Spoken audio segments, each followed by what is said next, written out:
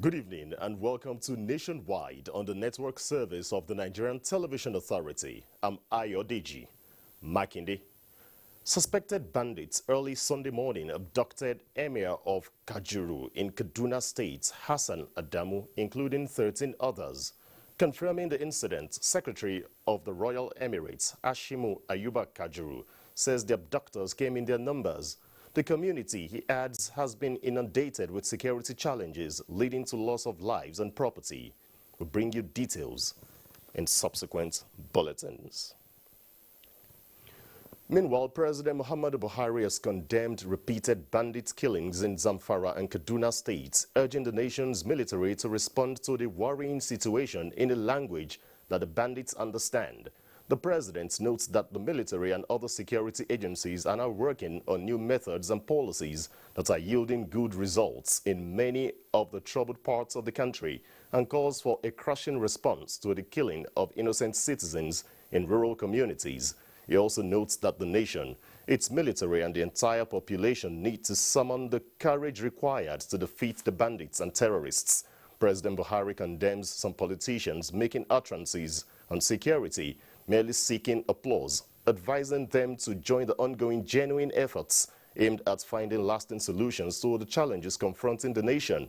He expresses the nation's sorrow over the loss of lives, urging security agencies to do everything possible to prevent the recurrence of attacks with impunity.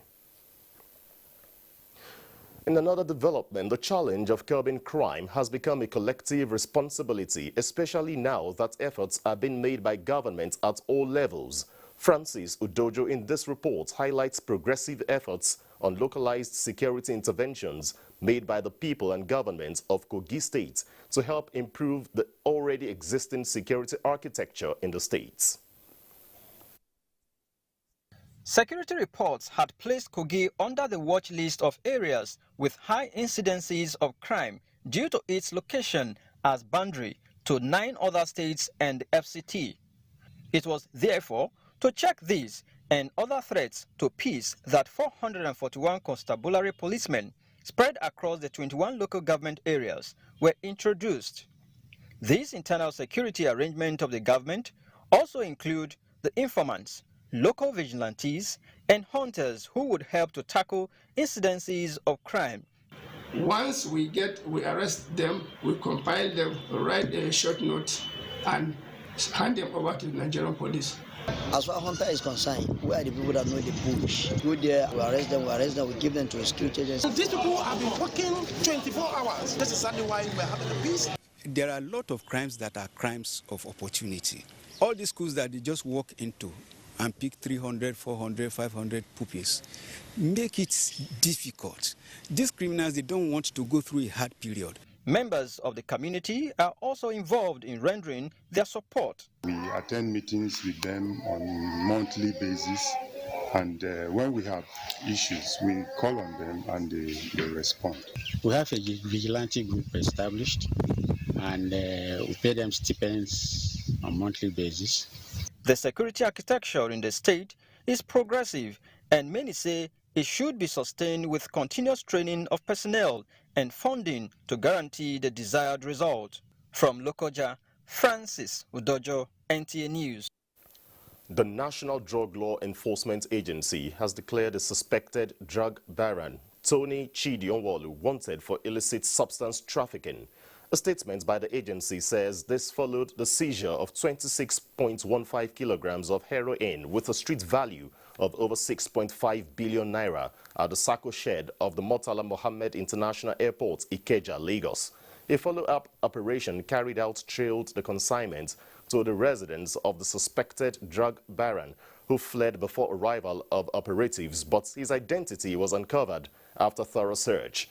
Chairman of the NDLEA, Brigadier General Mohammed Bubba Marwa, however, said in view of the volume of the heroin brought into the country by the fleeing baron, the agency would deploy all available mechanisms locally and internationally to track him and bring him to face charges in the law courts. In the same vein, the command also intercepted 4.3 kilograms of skunk imported from Canada, concealed in 9 packs of cereals. Others are 550 grams of cannabis and 50 grams of flunitrazepam.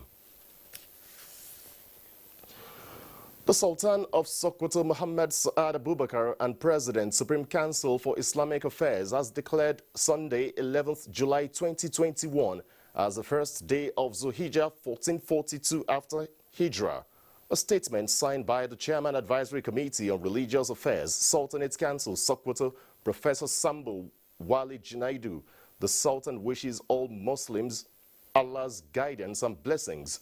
He urged Muslims to continue to pray for peace and progress and development of the country. Sultan Saad wishes all Muslims a happy Eid el-Kabir. The World Population Day is commemorated to draw attention to population issues. On this occasion, experts are talking about the soaring global population and its impact on development. In this special report, Olusheye Adiabu narrows down to Nigeria's population and how to plan for development. World population is rapidly increasing. Research indicates that it now stands at about 7.7 billion, with projection that it could grow to about 8.5 billion in 2030.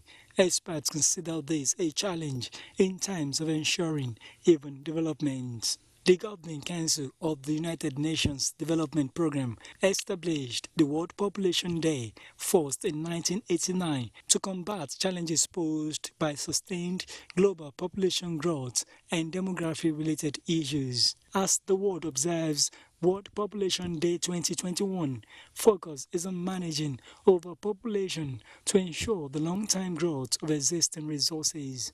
This year's event comes in the middle of the coronavirus pandemic, said to have affected the female folks the most, hence the choice of its theme. Rights and choices are the answer, whether baby boom or bust. The solution lies in prioritizing the reproductive health and rights of all people. Many women could not access reproductive health services, especially family planning services, whereas during the same period we had heightened sexual activities even within families because of the lockdown.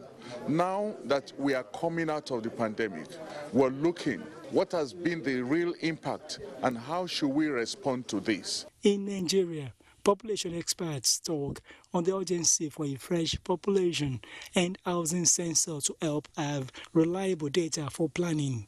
It will tell you how many young people, how many children, how many elderly people, how many people with a disability, give you all the nitty-gritty little details about what does your country look like. And that means that you will make informed decisions. We've tried several times, we pushed several times to see that census is being actualized in 2021 or 2022.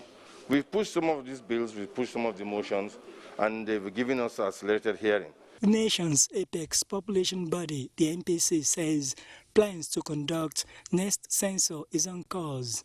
The National Population Commission has worked out a full budget estimate and timeline for the next census.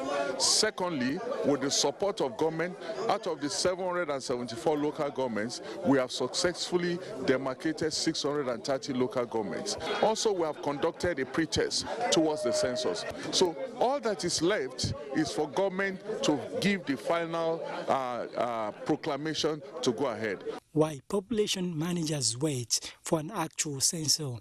MPC says there are existing reliable data such as Nigeria Demographic and Health Survey 2018, as well as the expected outcome of the ongoing remuneration area demarcation exercise for planning. In Abuja, Olusheye Adiagbo, NTA News. Indeed, Nigeria's population needs a very good food chain, and that's why the federal government has distributed fertilizer free of charge to farmers in Katsina State towards boosting farm outputs this farming season. The fertilizer with the 4 trucks intercepted by the Nigeria Customs along Nigeria-Niger border in Katsina State. Musa Baba Aliyu has the details.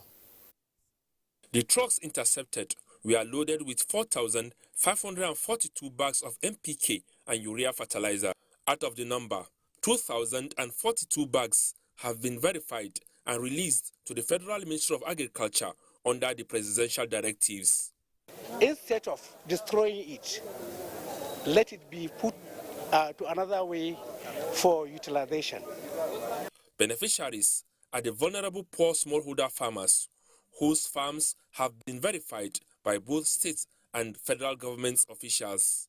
I feel happy, too much of happy, because I need that fertilizer. Even today, I stay in my room and be quiet because I don't have fertilizer. Consider the situation we are now. Farmers don't have money to buy fertilizer. And God so kind, we are getting it free. We are very, we don't know even how to say thank you to the federal government. Dr. Yahaya Sabo represented the Minister of Agriculture at the distribution of the fertilizer. He encouraged the farmers to intensify efforts in their farming activities as government unveils more policy and programs to support them. He is going to ensure that every smallholder farmer in the country is reached and get the support that is expected for him to produce and to produce enough for the country. The Nigeria Customs Service had last week released trucks of fertilizer to the ministry in Kaduna, Kebbi and Sokoto states. The products were subsequently distributed to farmers free of charge. Musa Baba Aliyu, NTA News. This is Nationwide on the network service of the Nigerian Television Authority. Time now to go over to our Lagos Network Center.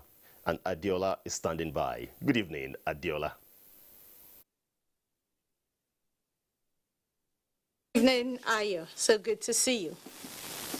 Scientists have confirmed that the Earth has a maximum carrying capacity of 9 to 10 billion people, but this cannot deter women of reproductive age from giving birth, since this is their right. The issue at stake now is how can overpopulation be controlled as the world marks this year's Population Day? Dana Ajale seeks an answer in this report. With the theme, rights and choices are the answer.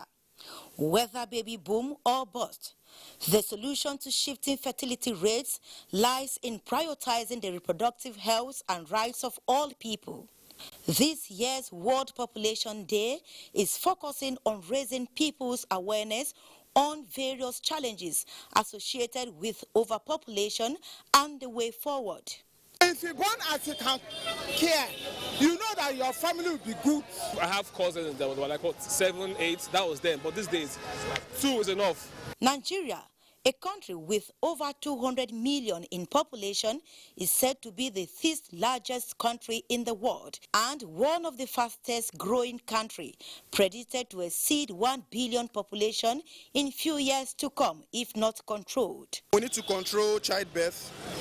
Let it be a legitimate one, like you need to get married, not having baby mass everywhere. That is not all.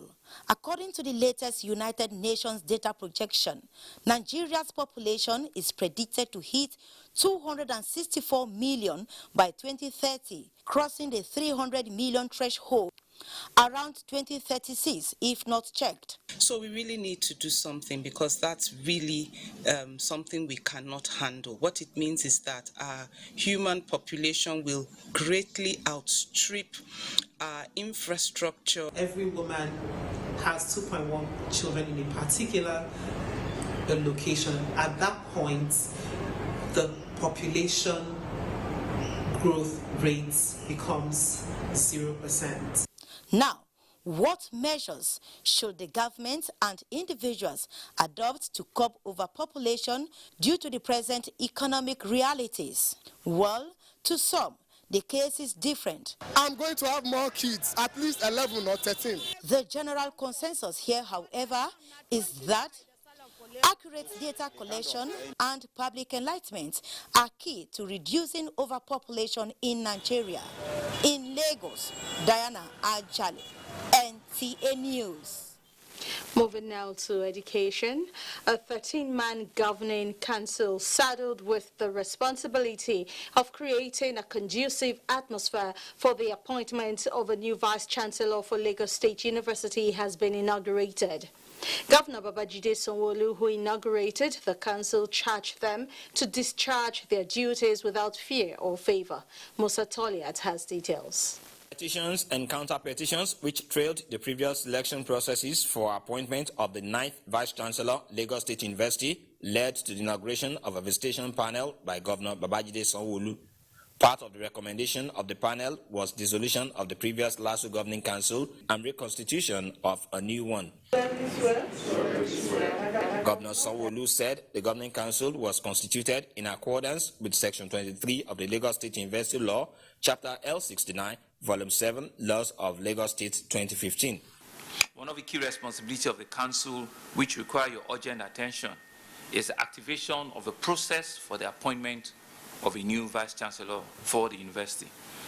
In performing this responsibility, I urge you to be guided by the lessons from the past events and to ensure that strict adherence to relevant laws, guidelines, and procedures. On behalf of my distinguished colleagues, I want to assure you that by the special grace of God, Lagos State University will be a university that all stakeholders, and indeed all of us, will be very proud of. Similarly, Governor Babajide Sanwo-Olu inaugurated a 4-man board of trustees for the J.K. Rando Center for Yoruba History and Culture. The governor also sworn in Biliaminu Agunbiade as the new chairman of Etiosa East Local Council Development Area to fill the vacuum created by the demise of former chairman of the LCDA. In Lagos, Musa Toliat, NTA News. You're still watching the Nationwide on the network service of the NTA. There will be more stories with Frama in Jos after this first break. To stay with us. Youths are about the greatest assets the country has at the moment. It is therefore not surprising that the administration of President Muhammadu Buhari is strategically responding to the yearnings of the youth through multiple projects and programs. Youth entrepreneurship support, yes, by Bank of Industry, the Youth Investment Fund by the CBN, and several other conditional cash transfer programs. Recruitment of 774,000 social workers, majority of whom are youths, and so many other projects that are beneficial to youths directly or indirectly. If the administration can do all this, definitely with a degree of patience and time, it can achieve more. Nigerian youths must come together to say no to terrorism, no to vandalism, and no to all disruptive tendencies. Hashtag Youth for Greater Nigeria. Pacifying the youths, unifying the nation. Your kids are smart. Your kids are creative. Your kids are business savvy. Now they get a chance to prove it and maybe even start their own business. The goal of the Emerging Africa competition is to raise a new breed of industrialists. Upload a video of your child pitching a business idea or showcasing an existing business to get a chance to enter the 3-week boot camp where final winners will emerge. Admission is free. Age range is 10 to 17 years. Entries open June 28th, 2021 and ends July 17th, 2021. Bootcamp opens August 8th and ends August 28th, 2021. For more information, visit our website www.teacompetition.org, our Facebook page, TA Competition, our Instagram, The Emerging Africa. For inquiries and sponsorship, call 0803-545-8855 or 0817-678-8284. A new edition edition of TV Guide is out, exclusively with Governor Simon Lalong of Plateau State. Since assuming office, our rescue administration has pursued the path of peace and reconciliation and restored confidence among people of different ethnic, religious, and political persuasions. Peace is back on the plateau.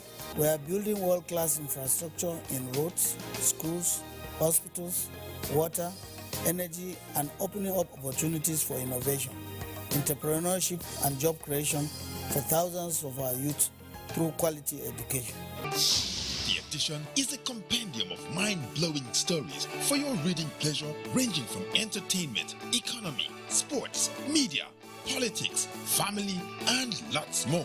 Pick up a copy and keep abreast with issues and trending features within our space. TV Guide, very incisive, very educative and compelling. Grab a copy at the vendor near you or any NTA station nationwide. TV Guide, your indispensable companion.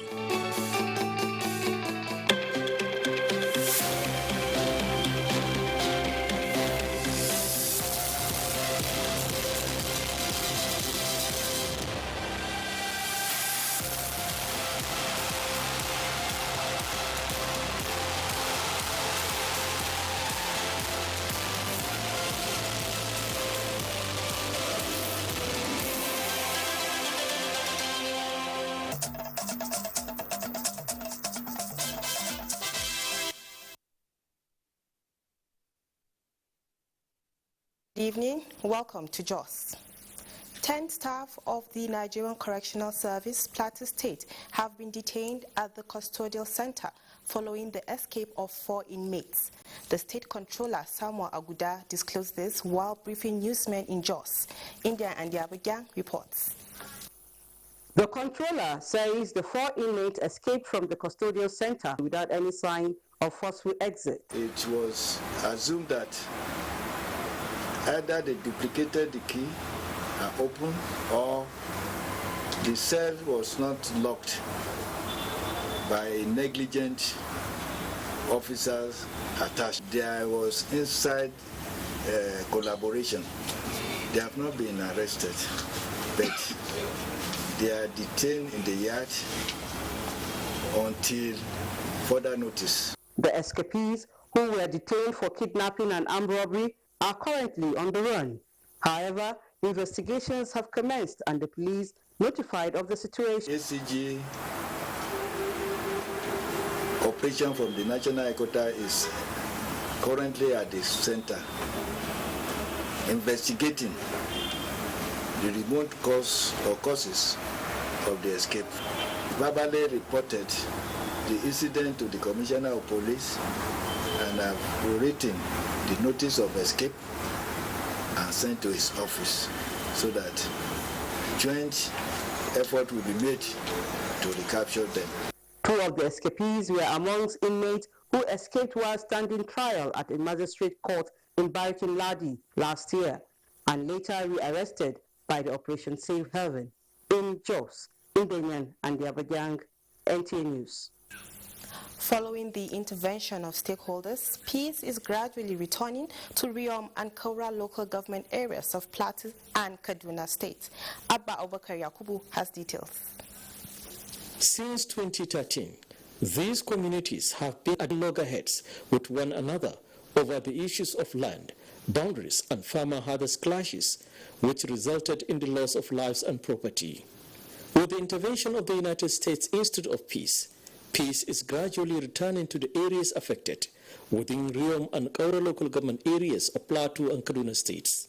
Ever since there was this crisis, of course, peace has been returning gradually, but not completely. And so it is the process of, making it lasting that we are on. We have seen a lot of changes in the community. We eat, we drink together with no problem. Issues such as returning of displaced persons to their homes, illegal construction on other people's land, illegal mining, and rearing of cattle by young children have been among the burning issues of dispute. Plateau State Peace Building Agency said peace can only be achieved when the people resolve to live with one another. It's a way going forward to resolving the kind of future we want to see, or rather to crafting the kind of future we want to see. The peace-building organizations are to meet with the State and National Boundary Commission to address the boundary issues. In Jos, Abba Abubakar Yakubu, NTA News. That's it from Jos. It's back to Ayodeji in Abuja for more reports. Thanks, Frama. The Lagos-Ibadan standard gauge rail line has recorded 100% increase in passengers volume 1 month after its inauguration. Minister of Transportation Chibuike Rotimi Amechi, who made this known at a visit to ascertain the level of operations, disclosed that the constant breakdown of the Abuja-Kaduna rail line will be taken care of with the arrival of new coaches and spare parts. Oyinaya Kalu Oka reports. The Minister of Transportation, Chibuike Rotimi Amechi, arrived at the Mobalaji Johnson station at Ebute Meta to kickstart the inspection so as to ascertain the level of operations and the finishing touches at some train stations. While at the stations, the minister interacted with some passengers waiting for boarding. The timing is good, the comfort in the cabins are good. It was splendid. With the increase of the volume of passengers to about 42,000 in the month of June alone, the minister directed that the number of trips be scaled up from 4 to 8 daily. We intend to do that within the next 2 weeks, just sorting out the maintenance regime. On the constant breakdown being witnessed in the Abuja-Kaduna train, the minister says it will be tackled in the next 6 months with the arrival of new coaches and spare parts. The spare parts are not available. There are things you have to purchase. Those trains were bought 2016. There are 2 ways to go about it. We paid the Chinese people for Lagos Ibadan. They had to deliver enough quantities for Lagos Ibadan. If they deliver, we'll then be forced to use some of them for Kaduna Abuja until we purchase enough listen for Kaduna Abuja. So it's more of maintenance. That's what you're seeing. The issue of salary review for NRC workers, transparency in handling of fund, and the delay in commencement of construction for the Port Harcourt-Maiduguri rail line were clarified by the minister. But the truth is that we're ready to move on. We paid the contractor some money. We have to really wait until the Public Procurement Department gives us approval, and the FEC also gives us approval on the supervising engineers. If the supervising engineers are not in place to tick off the drawings, you can't construct. So that's where we are. But that's the problem we have with Kano Maradi. That's the problem we have with Port Harcourt Maiduguri, but these 2 in particular. President Muhammadu Buhari is expected to inaugurate the construction of the Kano-Kaduna rail project on the 15th of this month. Oyinaya Kalu Oka, NTA News. And still on infrastructure management, 3 days after the collapse of a section of Rigachikun Bridge on Kaduna-Zaria Highway, repair work is yet to commence. Motorists plying the route are contending with traffic-related problems, as Haruna Muhammad reports. What happened last year is repeating itself with the collapse of section of the bridge. As of yesterday evening and late into the night, traffic gridlock overwhelmed motorists from accessing destinations to the far north and southern part of Nigeria. The situation has eased, but it is only a matter of time before another traffic congestion builds up around the corridor. They say critical stakeholders should adopt robust approach in addressing traffic challenges to ease vehicular and pedestrian movement around infrastructure likely to be affected with increasing rainfall around the country. In Kaduna, Haruna Muhammad, NTA News.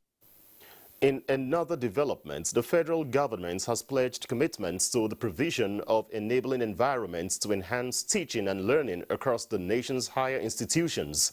Beatrice Aniyam reports that Chairman House Committee on Media and Publicity, Benjamin Kalu, inaugurated the access road rehabilitated by the federal government through the Ecological Fund Office at the Federal Polytechnic Nekede in Imo State. The first port of call for the marathon inauguration of Ecological Fund projects captured in the second quarter of 2019, as approved by the Federal Executive Council, was the over 8-kilometer access road Gurku IDP camp in Karu local government area of Nasarawa State. With the perennial ecological challenge now history, government and the contractors are on the same page on the quality of work delivered. There is no doubt in my mind that the project will enhance and improve the health status socio-economic activities, and the general well-being of the people of these communities. We must thank His Excellency, the President of the Federal Republic of Nigeria, for approving this road project. I also want to use the opportunity to call on all members of this community to guard this laudable project and ensure that the drainage channels are not misused by indiscriminate dumping of waste. Leaders of the community commended the government for keeping to its word. I want to sincerely appreciate the federal government of Nigeria for this great intervention. Thereafter, attention shifted to the University of Abuja, where the academic community benefited from the construction of drainage, retaining walls, erosion control. Another commitment delivered by the federal government was the erosion and flood control works at Kuchiaku 1 district in Kuje Area Council of the FCT. Abdullah Hajia, NTA News. The report actually was by Abdullahi Ajia, not Beatrice Anyam.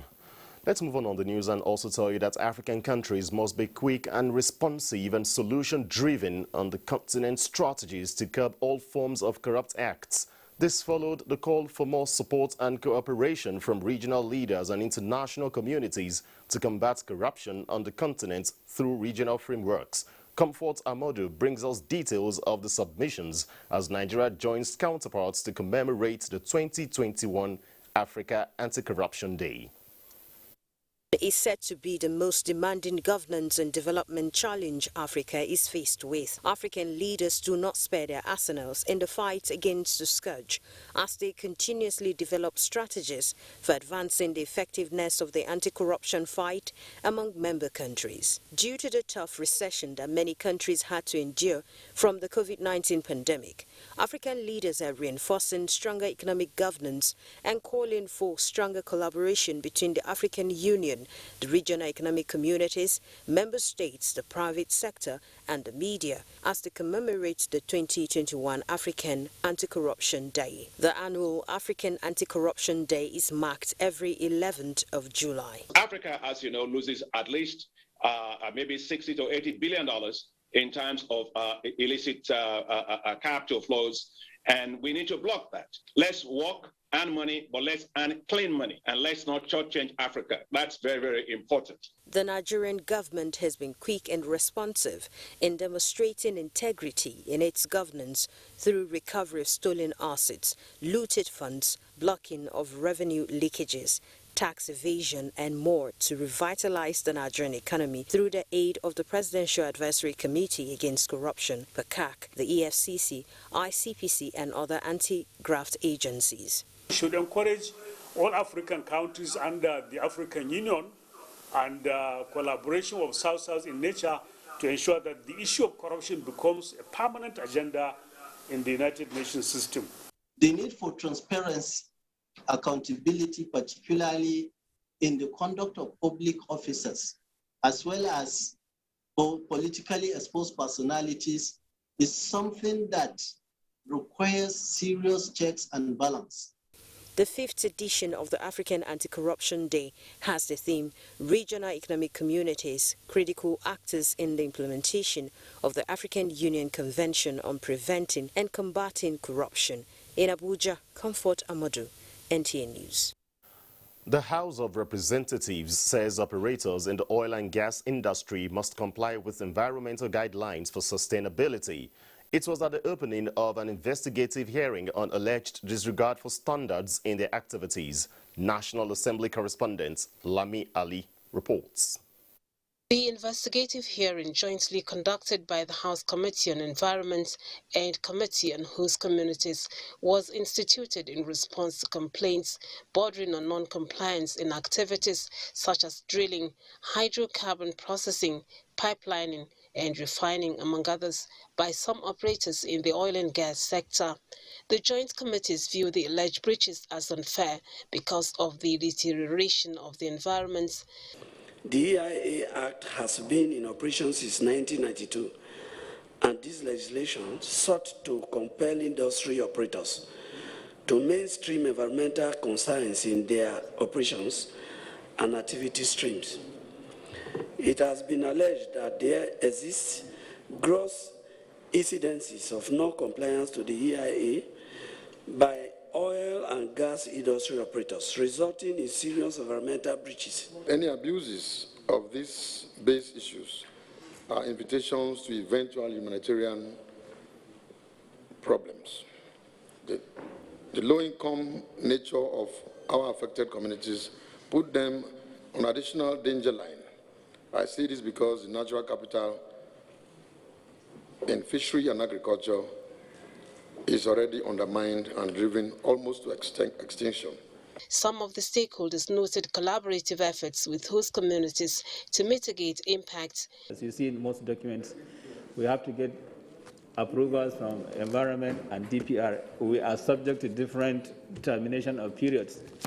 So we are hoping and urging this House to please help the operators as well in simplifying these laws and governance so that we can have a simplified process whereby a single agency of the federal government can manage and govern this on behalf of the federal government. And all the other activities necessary to ensure compliance with the EMP, we have also carefully followed. The joint committees urge regulators to scale up on monitoring and also enforce the Environmental Impact Assessment Act in order to stop any projects that might cause significant damage to the environment. From the National Assembly, Lami Ali, NTA News. The people of the north-central geopolitical zone of the country are demanding for fairness in the allocation of the nation's resources, alleging that they have been shortchanged since the return of democracy in 1999, despite playing a major role in the emergence of elected political office holders. This was the thrust of a meeting between the Niger State's Governor Abubakar Sani Bello and the North Central People's Forum, led by leader and former Deputy Senate President Ibrahim Mantu at Government House, Mina. Oseina Musa reports. Issues bordering on socio-economic emancipation and the security of the North Central Zone topped the agenda of the interactive meeting between the Niger State Governor and the North Central People's Forum. The forum emphasized the need to accord the North Central Zone its due respect and be duly compensated for its efforts during the electioneering periods, which saw to the emergence of the government at the center. The group maintained that this will promote economic activities of the zone and its enormous potentials will be revived for the overall benefits of the country. And the North Central states control most of the river country. If only attention will be focused on the North Central states, I believe the economic activity here will increase. But no sacrifice will be too much for the people of the zone, for the peace and development they desire from us as their leaders. Have a mouth. We must have an eye to see for us. We must have ears to hear for us, and also to demand our right. The forum, which is non-partisan, has the ultimate goal of pursuing the growth and development of the zone.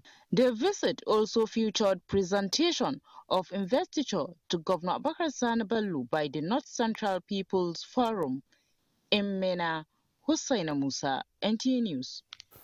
Our next stop on Nationwide is Port Harcourt Network Center, where Jenny will be giving us stories from the south zone of the country. Good evening, Jenny.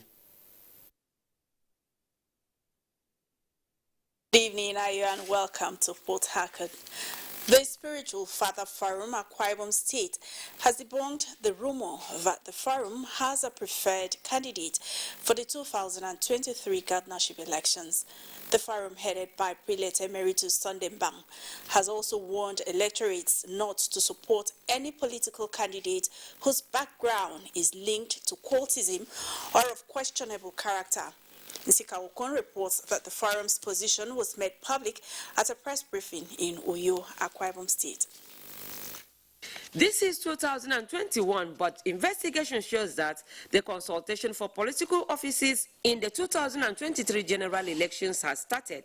In Akwa Ibom State, Prelate Sondemban says 13 persons have so far approached to inform him of their ambitions. He told journalists that as a leader of the Spiritual Fathers Forum, he will not want any electorate to vote for any person with cultism background. The prelate maintained that as a non-political forum, the Spiritual Fathers are concerned with prayers to God to expose to the electorate credible candidates who are God-fearing that will govern the state and nation for needed socio-political development of the society. It would be counterproductive if we are asking God and asking conscientiously and work so conscientiously to ensure that the people of the state elect a credible, honest Christian citizen with good leadership qualities and personal probity. The Spiritual Fathers Forum Akwa Ibom State is composed of leaders who are 70 years and above and holding positions as church leaders across the states. In Uyo, Nsika Okon, NTA News. TV and Nigerian Television Authority, NTA, have agreed to strengthen collaboration in areas of information gathering and dissemination that would translate to enhanced national security and protection of the nation's critical assets. This was when NTA Port Harcourt management team visited Nigerian Navy ship Pathfinder as the two agencies deepened their existing inter-agency partnership.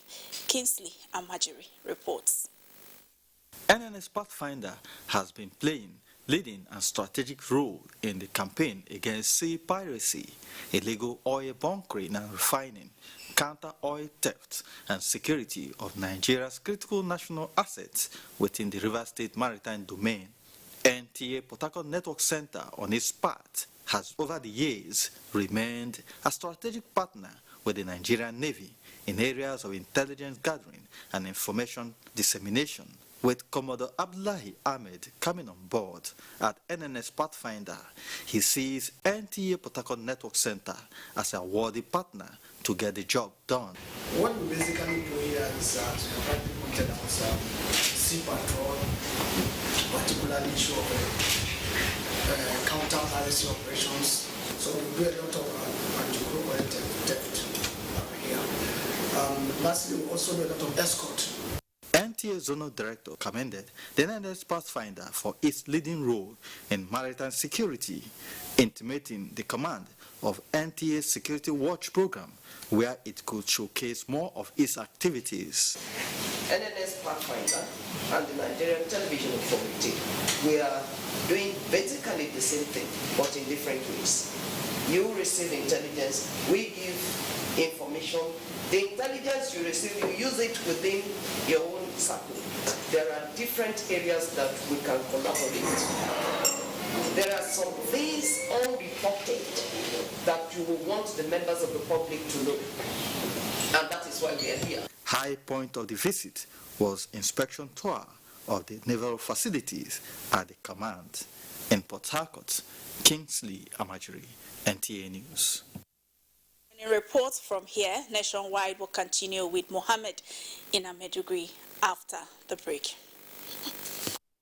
Compatriots, our country can be as great as we want. Let us all commit ourselves to its greatness. We must be willing to set aside our differences, unite and stay as one. In our expansive landmass, human and material resources, and plurality lies our strength. Let our challenges lead us to rediscover our common ground, and together, let's find solutions. This will take some time, so it requires patience, tolerance, and forgiveness from every one of us. Let all hands come on deck to protect and transform our country. Let us unite and see each other not as adversaries, but as brothers and sisters. Together, we can build a better Nigeria for ourselves and for the next generations. This message is brought to you by the National Orientation Agency, NOA, with support from Nigerian Television Authority, NTA.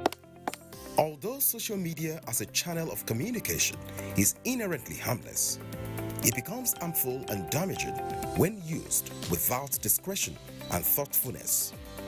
Bad social media users spread rumors and fake news without verification. But good social media users stop, reflect, and verify information before sharing it. Be a good social media user. Stop the spread of fake news.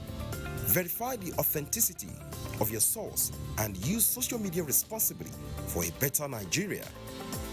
This message is brought to you by the Nigerian Television Authority, NTA, in collaboration with the National Orientation Agency.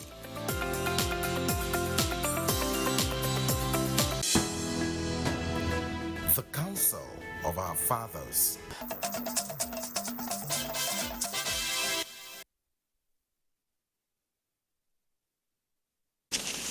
Good evening and welcome to Nationwide from Maiduguri. As part of efforts to reposition the education and health sectors for better service delivery, Borno State Government has inaugurated Need Assessment Committee for the two critical sectors. Governor Babagana Umar Zulum inaugurated the committee at the Government House Maiduguri with a call on the stakeholders to work towards sanitizing the sectors. Mohamed Goni reports. The Assessment Committee for Education and Health Sectors comprises members of the State Assembly, commissioners, local government chairmen and secretaries, as well as 2 senior special assistants from each local government area, education secretaries and primary healthcare coordinators. We want to inaugurate a committee to go down to the grassroots level and verify the authenticity of the reports that we have at hand. Part of the terms of reference of the committee include identifying number of primary and secondary school, clinics and general hospital, and facilities in each, including classrooms, laboratories, libraries, wash facilities, and type of equipment and drugs needed. Others are staff strength in 2 sectors and capacities of the teaching and medical staff, as well as training needed to be provided, among others. Umara, who noted the deplorable condition of the 2 sectors, said, though the state government has constructed infrastructures in the 2 sectors, such as more schools, clinics, and hospitals, there are other necessary ingredients that are needed to be provided, such as qualified teachers, medical and health workers, as well as other necessary facilities for the 2 sectors to function effectively. The governor stressed that the state government has no plan to lay off anybody, adding that those in need of training will be sent for further study, while more graduates and NC holders will be recruited to meet up the staff requirement of the 2 sectors. He commended the Teachers Verification Committee for doing a good job, which uncovered 423 million naira being pocketed by few individuals to the detriment of the children. In Maiduguri, Mohamed Goni, NTA News. Maiduguri and environs had experienced terrible effects of flooding due to poor drainage network with far-reaching consequences on lives and property during rainy season. Now that the wet season has set in, Pauline Kujevana takes a look at effort to mitigate the worrying phenomenon. The importance of drainage systems in a city cannot be overemphasized, as it is an infrastructure to dispose liquid waste and excess water, as well as accommodate volume of water during rainy season to avoid flooding on the built environment and risk on humans therein. I'm happy for the governor for the work that he is doing for the state. While some drainages in Maiduguri and environs have remained blocked for the past 3 decades, others were filled with waste materials due to human activities, thereby causing the flooding being experienced, hence the massive evacuation, expansion, and construction of drainage systems by the state government. We distribute it, we evacuate it, and now water is moving freely. So I'm appealing to our people, please, nations, disease, dumping or refuse on waterways. Waterways with natural features that beautify the settlement have been polluted with refuse, in addition to humans building and erecting structures, which often hinders free flow of water, so bad that lives and property are being destroyed during the wet season. A formal compensation with regards to all the illegal structures is a no. Somebody will just do an illegality and you compensate him. Tomorrow, a lot of people will go into the river banks and the waterways to build. The governor has given us green light, every support to enforce the law on any illegal developer. Water is a nature's gift that one cannot live without. Therefore, it is a general responsibility on all to ensure adequate drainage systems are available and kept free of all elements that can block it. In Maiduguri, Pauline Kujevana, NTA News. Those are the stories. From this end is back to Ayo in Abuja. Thank you, Mohammed, in our Maiduguri Network Center there. Well, let's tell you that President Muhammadu Buhari has congratulated the Dean of Medical Practice and first Professor of Medicine in Nigeria, Professor Emeritus Theophilus Oladipo Ogunlesi, as he turns 98 on July 12. In a statement, the president recognized Professor Ogunlesi's contribution to the growth of medicine, especially by spearheading the training of generations of Nigerians, many of whom became vice-chancellors of universities, ministers of health and distinguished medical professionals in Nigeria and across the world. President Buhari thanks the eminent professor for giving the best of his life for the service of his immediate family, the Nigerian nation, and the medical profession across the world. He prays God to grant him good health, grace, and more years of service to Nigeria and humanity. The Minister of Humanitarian Affairs, Disaster Management and Social Development, Hajia Sadiya Farouk, says the federal government is not relenting in its bid to lift millions of Nigerians out of poverty through effective implementation of the National Social Investment Program. She stated this at the distribution of engagement letters and tablets to 56 trained independent monitors for the program in Ogun State. Lukman Adefeso reports. The minister, who was represented, says 56 independent monitors from Ogun State are among 4,452 applicants shortlisted nationwide. She explained that the working tools, which include tablets distributed to the independent monitors, will be used to monitor activities of designated number of beneficiaries under the National Social Investment Program and subsequently report back for optimal performance. They are engaged with the Federal Ministry of Humanitarian Affairs, Disaster Management and Social Development for 1 year to monitor the implementation of these programs in their states, starting from their local governments. Ogun State Commissioner for Special Duties, Femi Ogubanwo, while commending the initiative, says that state government is committed to ensuring the success of the program. The roles of independent monitors cannot therefore be overemphasized. Without any doubt, the tablets being distributed will help monitor the effectiveness of the program in Ogun State. We are sure that we will do our part to the best of our ability without any fear or favor. I will try as much as possible to serve the country with my whole heart. Since inception, the implementation of the National Social Investment Program initiated by the federal government has tackled unemployment and lifted many youths and women out of poverty in Ogun State.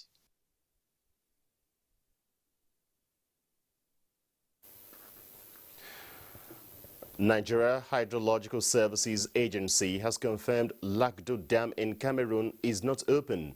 This is in response to reports in media claiming that the flood incident recorded in some parts of Jalingo in Taraba State was aggravated by the release of water from the Cameroonian Lagdo Dam. A statement from the agency indicates that the flash flood in Jalingo was caused by localized heavy downpour that occurred from the night of Friday 9th July to early Saturday 10th July in Mayogoy area of Jalingo. Poor drainage systems, buildings erected on flood path, among other human factors, the agency said were responsible for the flood. The annual flood outlook released earlier in the year by NISA indicates that Taraba State is among states with high probable flood risk in the event of rainfall with high intensity. The statement also advised residents to take precautions in good time to avoid losses. Over 5,000 residents of Cross River State have benefited from free medical outreach rendered by the Nigerian Navy Reference Hospital in Calabar. Achibong Basi reports that the exercise is in fulfillment of Nigerian Navy's corporate social responsibility to the people of Calabar and its environs. The free medical outreach is intended to cater for the health needs of the poor and the needy. The commander, Nigerian Navy Reference Hospital, Captain Uchenna Okeke says the exercise is also a way of creating awareness among members of the public that the Nigerian Navy Reference Hospital is not only open to the military, but that the public should take advantage of the equipment available and services rendered in the hospital to meet their health needs. We've been able to control the crowd, make sure that we are keeping to social distancing, and at the same time help them take care of their health needs. Services rendered include free eye tests and provision of free eyeglasses, free hospital registration, free laboratory tests and free dental care with free toothpaste and toothbrushes. I wish other arms of the forces can copy here what the Navy is doing. Everything is clean, white and so on, like their uniform. I'm so excited. Yes, I'm grateful. Okay, and thanks to them. It's good, and it gives me the length. The General Manager NTA Calabar, Master Sam Olaludi, took advantage of the exercise to carry out his medical checkup. In Calabar, Achibombasi, NTA News. And in sports, Kada Stars and Delta Queens are champions of National Hockey League, as Manzi Marcus reports on Sports Updates.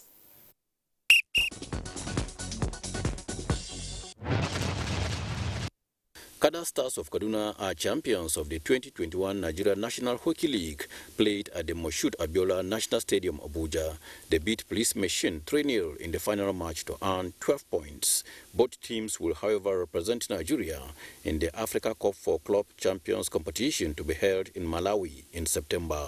In the women's category, Delta Queens and Plateau Queens will represent Nigeria in the same competition. Meanwhile, Nigeria's national basketball team, the Tigers, are going to the Tokyo 2020 Olympics with confidence after defeating Olympics defending champions USA 90-87 points in a friendly decided in Las Vegas. This marks Team USA's first loss to an African team. At Nigeria's Olympics debut in London 2012, USA defeated Nigeria 156-73 points.